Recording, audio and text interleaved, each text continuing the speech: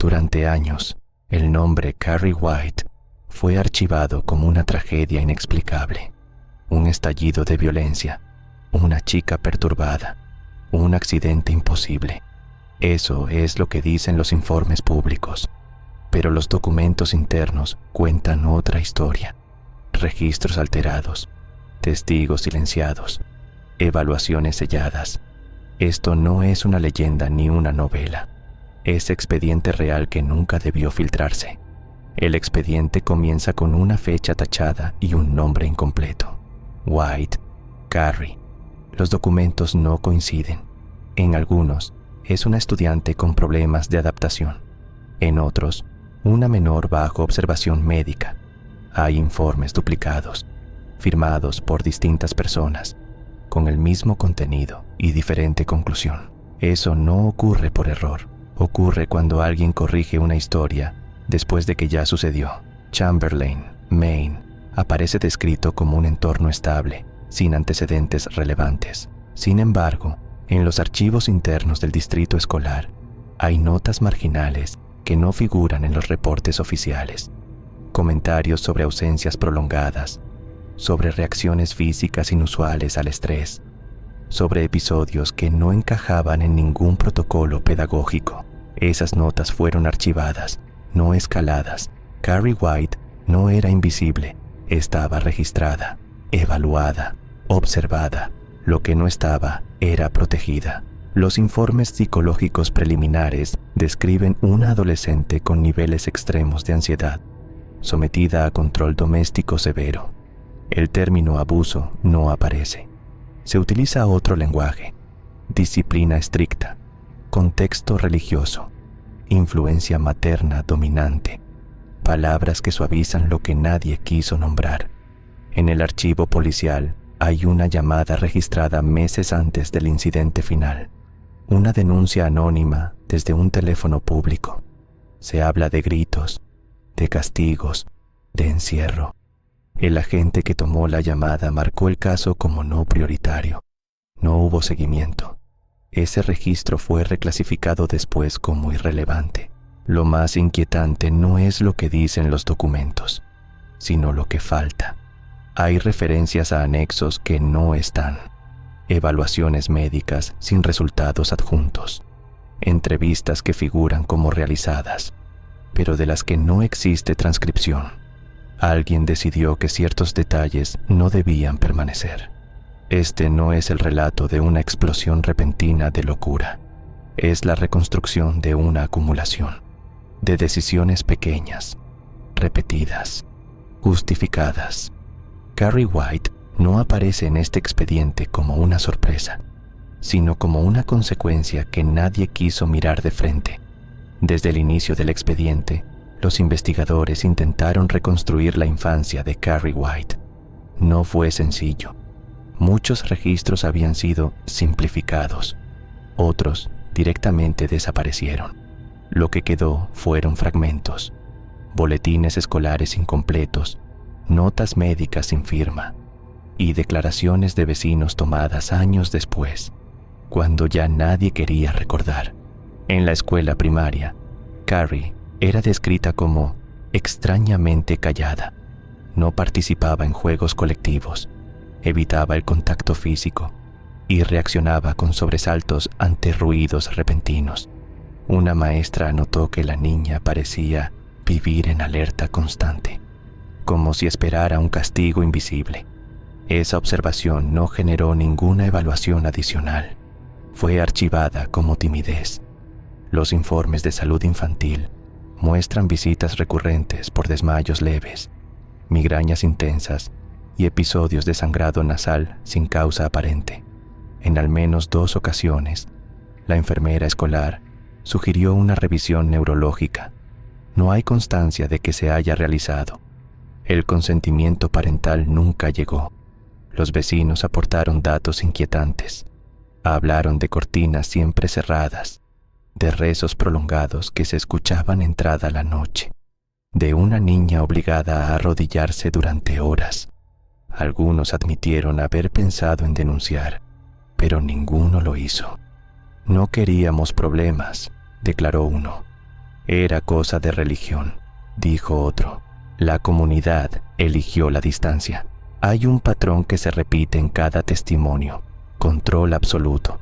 Carrie no asistía a cumpleaños, no veía televisión, no tenía amigas. Todo contacto con el exterior pasaba por un filtro rígido.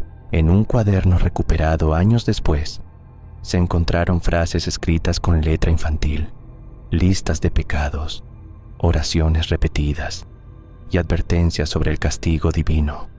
No hay dibujos, no hay juegos. Lo más perturbador aparece en una evaluación psicológica preliminar realizada cuando Carrie tenía 11 años. El informe menciona episodios de concentración extrema y respuestas emocionales desproporcionadas ante estímulos de humillación. El documento termina abruptamente, sin conclusión ni seguimiento. La página final está arrancada. Nada de esto fue suficiente para activar una intervención, porque cada señal, tomada por separado, parecía menor. Juntas, forman el perfil de una infancia vigilada, aislada y moldeada por el miedo. El expediente no habla de monstruos nacidos, habla de condiciones creadas, y en el caso de Carrie White, esas condiciones ya estaban completamente establecidas mucho antes de que alguien decidiera mirar. El núcleo del expediente se vuelve más denso cuando aparece el entorno familiar. La figura materna domina cada documento, cada testimonio, cada evaluación incompleta. Margaret White no es descrita como una simple tutora estricta. En los archivos internos se la define como fuente única de autoridad, una categoría que normalmente activa protocolos de seguimiento. Aquí no lo hizo. Los registros médicos muestran que Margaret rechazó repetidamente visitas domiciliarias. Alegaba persecución, corrupción institucional y una amenaza constante contra la pureza espiritual de su hija. Estas declaraciones quedaron anotadas, pero nunca se consideraron motivo de alarma. La palabra fanatismo no aparece en ningún informe. Se utilizó otra, convicción, un expediente de servicios sociales, abierto y cerrado en menos de 2 semanas, detalla una entrevista breve con la madre. El trabajador social escribió que la vivienda estaba limpia, ordenada y funcional. No hay mención a la habitación de Carrie. No hay constancia de que se hablara a solas con la menor. El caso se cerró por falta de evidencia objetiva. Sin embargo, otros documentos contradicen esa conclusión. En un informe psiquiátrico solicitado tras un episodio de crisis, se describe a Margaret como una mujer con pensamiento rígido, lenguaje apocalíptico y tendencia a interpretar eventos cotidianos como señales divinas. El diagnóstico provisional recomendaba seguimiento. Ese seguimiento nunca ocurrió. El informe fue archivado bajo confidencialidad religiosa. Las declaraciones vecinales recopiladas tras el incidente final revelan un patrón constante: castigos prolongados, encierros en espacios reducidos, rituales de expiación impuestos a una niña en desarrollo. Una vecina recordó haber oído a Carrie suplicar durante horas. No llamó a nadie. Pensé que no era asunto mío, declaró. Hay un detalle que se repite en varias fuentes y que resulta imposible de ignorar. Carrie no solo era castigada, era vigilada. Cada gesto, cada reacción corporal, cada signo de autonomía era interpretado como pecado. El control no era intermitente, era total. Y lo más inquietante, documentado, en los márgenes de un cuaderno encontrado tras la demolición de la casa, aparecen anotaciones de la madre sobre episodios. No se refieren a comportamientos rebeldes, sino a momentos de silencio extremo, de concentración intensa, de reacciones que Margaret describía como manifestaciones impuras. No buscó ayuda médica, buscó corrección espiritual. El expediente deja claro que múltiples instituciones tuvieron contacto con esta familia: escuela, servicios sociales, salud pública. Todas vieron fragmentos, Ninguna armó el cuadro completo. La autoridad parental fue respetada incluso cuando los indicios apuntaban a daño continuado. Carrie White creció en un entorno donde el miedo era método educativo y la fe, herramienta de control. No fue invisible para el sistema. Fue observada, evaluada y devuelta una y otra vez al mismo lugar. El expediente no registra una sola intervención efectiva, solo silencios acumulados. La escuela aparece en el expediente como el escenario donde todo debía haberse detenido. No lo hizo. Los registros académicos de Carrie White muestran una estudiante con asistencia irregular, rendimiento inestable y una constante exposición a humillación pública. Nada de eso activó una intervención real. En los informes disciplinarios se repite una palabra: inadaptación. Carrie no encajaba, no entendía las normas sociales implícitas, reaccionaba con torpeza al contacto físico y mostraba una ansiedad visible en situaciones colectivas. Los profesores lo sabían. Hay anotaciones sobre temblores, miradas fijas, episodios de desconexión breve. Se recomendó mayor integración. No se ofreció apoyo. El vestuario femenino se menciona por primera vez en una nota interna marcada como incidente menor. No describe violencia. Habla de burlas, risas, comentarios sobre el cuerpo. El informe concluye que se trató de conflictos habituales entre adolescentes. No se registraron nombres. No hubo seguimiento. El documento fue cerrado el mismo día. Lo que sí aparece con claridad es el aislamiento institucionalizado. Carrie era señalada como diferente, pero nunca protegida. En entrevistas posteriores, antiguos compañeros describen una sensación compartida. Era fácil meterse con ella. Nadie temía consecuencias. La ausencia de autoridad efectiva era evidente. Un detalle inquietante surge en los registros del orientador escolar. Durante una sesión individual, Carrie habría descrito sentirse observada incluso cuando estaba sola. Habló de presión interna, de miedo a perder el control. El orientador anotó la frase imaginación religiosa inducida por el entorno familiar y cerró la evaluación sin derivación clínica. Hay grabaciones parciales de reuniones entre docentes donde se menciona a Carrie como un caso delicado. No se habla de protección, se habla de manejo, de evitar problemas, de minimizar conflictos visibles. La prioridad no era la seguridad de la alumna, sino la estabilidad del entorno escolar. El expediente incluye una queja informal presentada por una profesora sustituta. Alertaba sobre un patrón de acoso continuado y sobre la fragilidad emocional de Carrie. La queja no fue elevada a la dirección. Quedó archivada como observación personal. La escuela no fue un espacio neutral, fue un amplificador. Cada omisión reforzó la idea de que Carrie estaba sola, de que nadie intervendría, de que el límite no existía. El expediente no habla de un fallo puntual, habla de una cadena de decisiones pasivas que permitieron que la presión aumentara sin resistencia. En retrospectiva, la escuela aparece como el último punto de control antes del colapso. Estaban todas las señales, estaban todos los avisos, pero el sistema eligió la normalidad aparente, y esa elección tuvo consecuencias irreversibles. La quinta sección del expediente marca un cambio de tono. Ya no se habla solo de contexto o de omisiones. Aparecen los primeros incidentes que, según los documentos internos, no pudieron explicarse de forma satisfactoria. La palabra accidente se repite con insistencia, como si decirla bastara para cerrar cada caso. El primer registro corresponde a un apagón localizado en el gimnasio escolar. Ocurrió durante una clase con pocos alumnos presentes. Los técnicos no encontraron fallos en la red eléctrica. El informe concluyó que se trató de una sobrecarga momentánea. En una nota al margen, alguien escribió: Carrie estaba alterada justo antes. Semanas después, Una taquilla cayó sin motivo aparente, golpeando a una estudiante en el hombro. No hubo heridos graves. El objeto no presentaba defectos estructurales.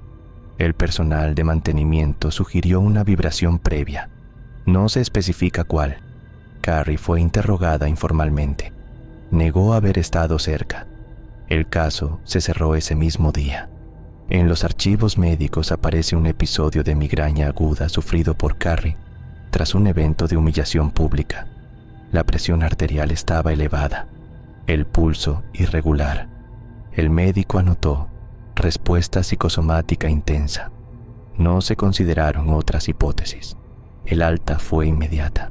Sin embargo, un documento clasificado como nota técnica ofrece una lectura distinta. Describe una serie de eventos correlacionados con estados emocionales extremos: miedo, vergüenza, ira contenida. No utiliza términos sobrenaturales. Habla de manifestaciones cinéticas no atribuibles a causa mecánica directa. El autor no firma. Este documento no figura en el expediente oficial de la escuela. Aparece adjunto a un informe regional, sin referencias cruzadas. Alguien decidió aislarlo. No hay seguimiento. No hay conclusiones. Solo una recomendación final. Observación discreta. Los testimonios posteriores refuerzan el patrón. Objetos que se movían ligeramente. Luces que parpadeaban cuando Carrie entraba en una sala. Sensaciones de presión en el ambiente. Nadie habló en voz alta. El silencio era más cómodo que la explicación. El expediente muestra que, a partir de este punto, Carrie dejó de ser solo una víctima pasiva. Se convirtió en un factor de riesgo, no por lo que hacía, sino por lo que podía provocar. La respuesta institucional no fue protección ni ayuda, sino vigilancia. No se activaron protocolos de emergencia. No se informó a especialistas externos. Se optó por observar desde la distancia, minimizar los eventos y esperar que cesaran por sí solos. El sistema eligió contener, no comprender. Esta parte del expediente es clara en algo inquietante. Cuando los hechos dejaron de encajar en lo normal, la prioridad no fue descubrir la verdad, sino mantenerla fuera de los registros visibles. Y con cada incidente archivado sin explicación, la presión continuó acumulándose, sin una sola válvula de escape. La sexta parte del expediente está dedicada al baile de graduación, no como evento social, sino como una secuencia reconstruida minuto a minuto a partir de grabaciones parciales, declaraciones posteriores y registros que no coincidían entre sí. El informe aclara desde el inicio. La cronología oficial presenta vacíos. Carrie llegó al gimnasio a las 19:12, vestido claro, postura rígida, pulso acelerado. No hay signos de alteración visible. En una cámara lateral se la ve respirar profundamente antes de entrar. El sonido ambiente es normal. Risas, música, nada fuera de lugar. Entre las 19:18 y las 19:31, varios testigos señalan un cambio en el comportamiento del entorno. No en Carrie, sino en quienes la rodeaban. Miradas prolongadas, susurros, expectativa. El expediente no menciona nombres, solo participantes no identificados. La supervisión adulta aparece intermitente en las grabaciones. A las 19:34 ocurre el primer evento registrado como incidente previo. Una cubeta es colocada en altura. No aparece en los informes oficiales del personal. Sí en un vídeo recuperado meses después. La cámara se corta durante 6 segundos exactos. No hay explicación técnica. Carrie es llamada al centro del recinto a las 19:42. El registro cardíaco, tomado posteriormente del reloj médico que llevaba, muestra un aumento brusco. No hay intento de retirada. No hay huida. Permanece inmóvil. A las 19:43, el evento ocurre. Los informes lo describen de forma aséptica. No mencionan la reacción inmediata. Las grabaciones de audio captan un silencio abrupto seguido de risas. Después, gritos. Las luces fluctúan. El sistema eléctrico no reporta fallos. A partir de este punto, la cronología se fragmenta. Hay contradicciones. Algunos testigos hablan de segundos, otros de minutos interminables. Los objetos se mueven, las salidas se bloquean. La palabra pánico aparece por primera vez en el expediente. Lo más inquietante no es el colapso, sino lo que lo precede. Cada registro confirma que el entorno fue preparado. No hubo improvisación, no hubo intervención a tiempo. El expediente concluye que, llegado ese momento, cualquier desenlace ya era inevitable. El baile no fue el origen del desastre, fue el punto de liberación. Todo lo anterior ya estaba en marcha. Tras el colapso del baile, el expediente cambia de jurisdicción. A las 19:51 se registra la llegada de las primeras unidades de emergencia. No entran de inmediato, esperan instrucciones. El gimnasio ya no es considerado un espacio escolar, sino una zona inestable. Esa clasificación aparece escrita a mano. Los informes policiales iniciales son breves y evasivos. Hablan de disturbios, de reacción en cadena, de pánico colectivo. No describen causas. No mencionan a Carrie White por nombre durante las primeras páginas. Es referida como el sujeto central. Esa elección no es casual. Hay discrepancias claras entre los testimonios recogidos esa noche y los que aparecen semanas después. Algunos testigos afirmaron haber visto objetos desplazarse sin contacto. Esas frases no figuran en las versiones finales. Fueron sustituidas por expresiones ambiguas: confusión, percepción alterada, memoria fragmentada por estrés. A las 20:07, una orden superior indica acordonar el perímetro y restringir el acceso a prensa local. No se justifica el motivo, simplemente se ejecuta. Varias grabaciones tomadas por asistentes desaparecen. Los propietarios afirman que los dispositivos fueron requisados para revisión. Nunca se devolvieron. Los servicios médicos registraron un número inusual de crisis nerviosas, desorientación y shock agudo. No se activó ningún protocolo de evento masivo traumático. Los heridos fueron dispersados entre distintos centros, evitando concentración de relatos. En cuanto a Carrie, el expediente se vuelve opaco. Hay referencias a una localización posterior, pero sin coordenadas. No se incluye informe médico completo ni declaración formal, solo una anotación final de esa noche. Situación contenida. Al día siguiente, el discurso oficial ya estaba preparado. Tragedia, accidente, caso cerrado. Las autoridades escolares cooperaron plenamente con esa narrativa. Los docentes firmaron acuerdos de confidencialidad. Los estudiantes recibieron instrucciones claras sobre qué decir y qué no. La fase posterior al incidente no buscó comprender lo ocurrido, sino estabilizar el relato. El expediente demuestra que, desde el primer momento, la prioridad fue limitar el alcance de la información, no proteger a los afectados, proteger la versión. Y así, mientras el pueblo intentaba volver a la normalidad, el caso de Carrie White dejaba de ser un suceso público para convertirse definitivamente en un archivo clasificado. La octava sección del expediente está compuesta casi en su totalidad por documentos posteriores al incidente. No describen emociones ni consecuencias humanas. Utilizan un lenguaje técnico, frío, cuidadosamente neutral. Aquí, Carrie White deja de ser una persona, se convierte en un evento. Los primeros informes están clasificados como evaluaciones comparativas.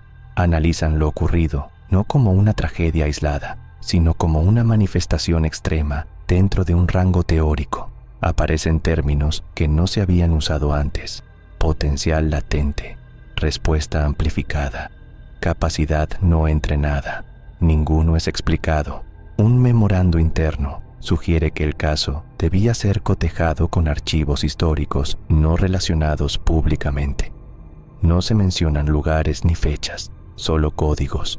El documento recomienda evitar toda referencia mediática y reducir el acceso incluso dentro de la propia agencia.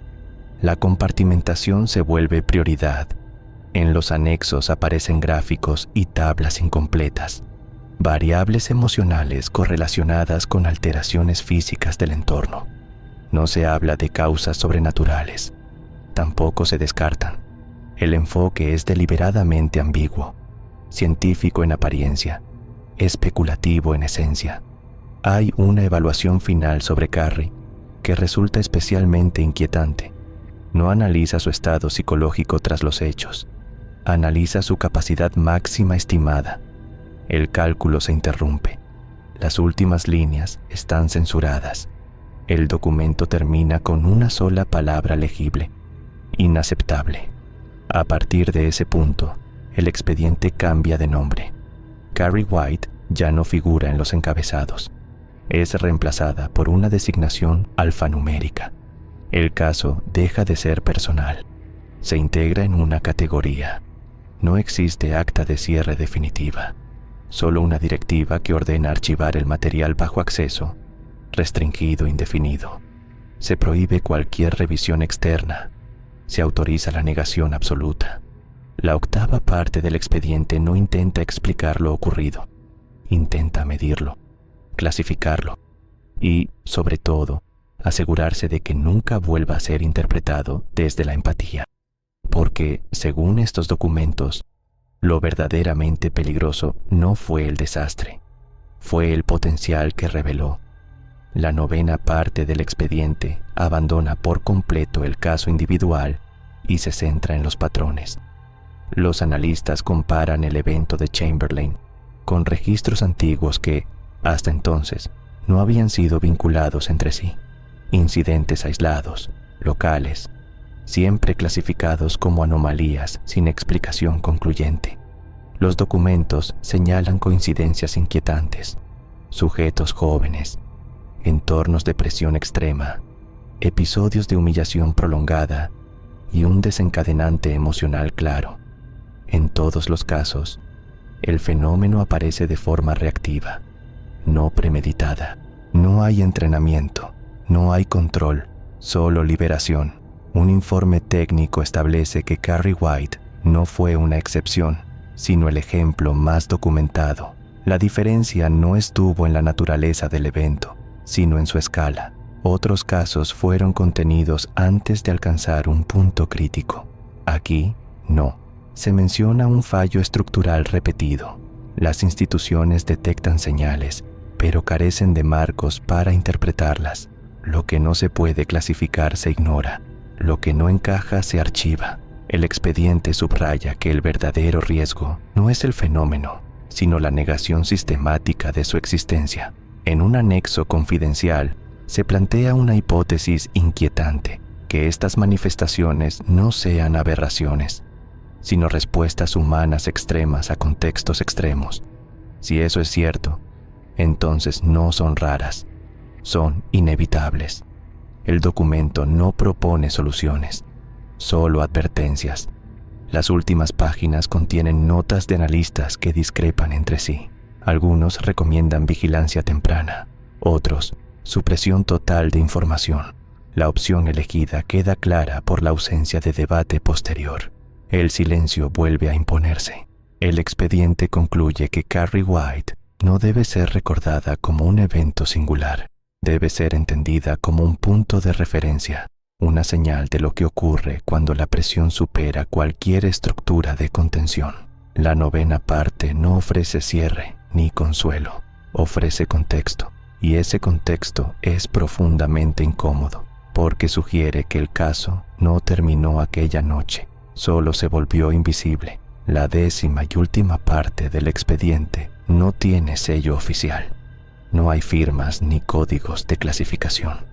Es una nota añadida después, por alguien que tuvo acceso a todo y decidió no borrar una última pregunta.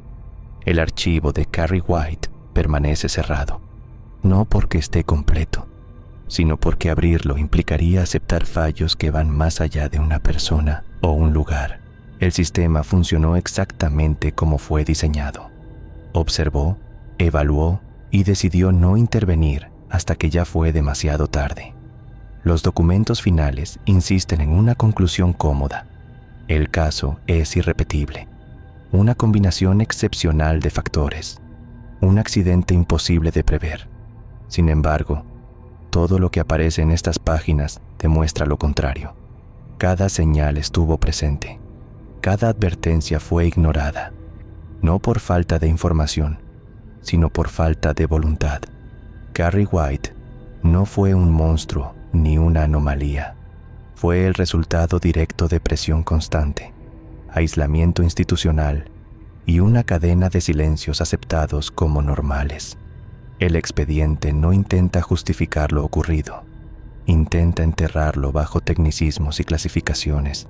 Y aquí es donde este archivo deja de ser solo historia, porque las condiciones que lo hicieron posible no desaparecieron con ella.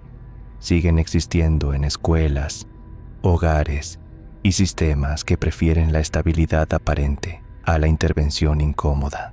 Tal vez por eso, este documento nunca debió salir a la luz, porque obliga a mirar más allá del caso, a preguntarse cuántas veces se repitió el mismo patrón sin llegar a los titulares, cuántas veces alguien fue observado, evaluado y devuelto al mismo lugar. Si has llegado hasta aquí, ya formas parte de este expediente, y la pregunta final no está dirigida a las autoridades, sino a ti. ¿Crees que el caso de Carrie White fue único o simplemente el que no pudieron ocultar? Si esta investigación te dejó pensando, apoya el archivo, suscríbete al canal y deja tu like para que más personas puedan acceder a esta información. Y ahora dime en los comentarios, ¿qué parte del expediente te resultó más inquietante? ¿Y por qué?